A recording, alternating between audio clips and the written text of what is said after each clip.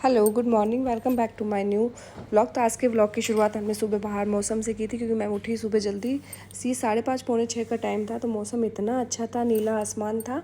थोड़ी देर में आई 6 बजे तो बाहर आंधी तूफान मचा हुआ था। तो मौसम ने बिल्कुल ही मतलब बदल गया। सूर्य भगवान तो दिख ही नहीं रहे थे, क्योंकि आंधी इतनी तेज़ हो गई थी कि मिट्टी मिट्टी हो गई। उसके बाद मैंने सारे गेट वेट बंद करे और मैंने अपने काम शुरू कर दिए, क्योंकि मुझे पता है कि साफ़ सफाई कौन करेगा, तो गेट पहले बंद करने पड़ते हैं। मुझे सारी खिड़कियाँ गेट बंद करके रखती हूँ, क्योंकि मिट्टी भाई बहुत भर जाती है। फिर भगवान जी को प्रणाम किया राधे रानी से, और उसके बाद में मैं अपने काम से वापस लग गई थी, क्योंकि मुझे पता है कि काम करना ही पड़ेगा, कोई छुट्टी नहीं है मेरी। तो मौसम ख़राब हो या ना हो, फिर मैंने आटा लगाया और चने बॉईल करने के लिए चढ़ा दी, क्योंकि चने बनाए थे आज मैंने तरी वाले। और डुगू तो स्कूल नहीं गई, आज नन्नू को ही जाना था, लेकिन मुझे टिफ़िन तो बनाने पड़ेगा। खाना बना के ही जाती हूँ मैं योगा जाने से पहले। आऊँगी तो खाना बनाना नहीं पड़े, मेरा एक काम तो हो जाए। तो सुबह का जो रूटीन है वो रहना चाहिए। एक दिन ही अगर आप छुट्टी लेते हो या एक दिन आपका रूटीन ख़राब होता है, तो पूरा दिन अपसेट हो जाता है और अच्छा भी नहीं लगता, फिर चिड़चिड़ापन आ जाता है। इसलिए ना आप जल्दी उठें, या कोई भी जल्दी उठें, अपना एक पूरा रूटीन बना के रखें। मुझे इतने बजे ये काम करना है, वो करना है, तो पूरा मैनेज हो जाता है पूरे दिन का काम।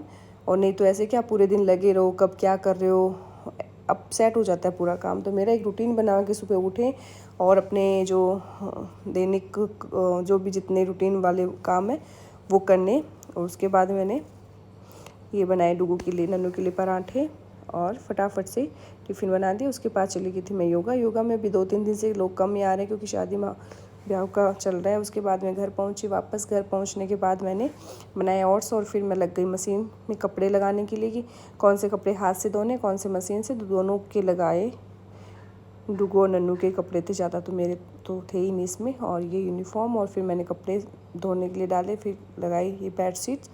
आज मैंने कहा थोड़ी सी और एक्स्ट्रा सफाई करनी पड़ेगी, क्योंकि सुबह आंधी आई तो आपको पता है मिट्टी कितनी हो जाती है। चाहे 3rd फ्लोर पे हो, 4th फ्लोर पे मिट्टी तो कहीं भी पहुंच जाती है।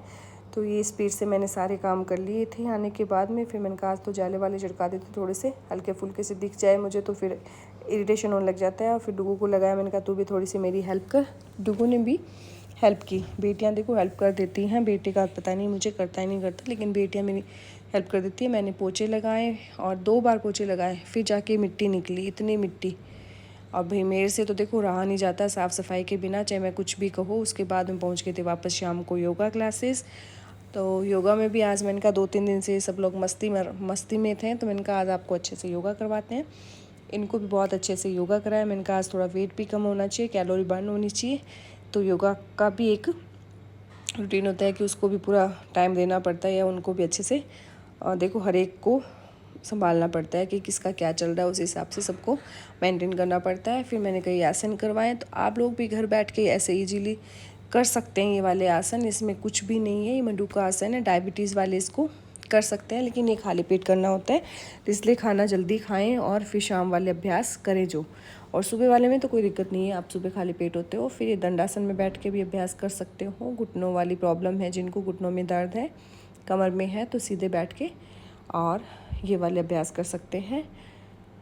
सभी लोगों के लिए, इसका कोई एज का इफ़ेक्ट नहीं है। उसके बाद मैं घर पहुंचने के बाद मैंने बनाया खाना, और खाने में क्या था, सब्जी रोटी यही चीज़ें, और खीर बनाई थी मैंने बस। और ये काम चल रहा था कि राम आ गया। वो देखिए पीछे ये जो घड़ी लेके आया, जिसमें राम राम का टाइमर लगा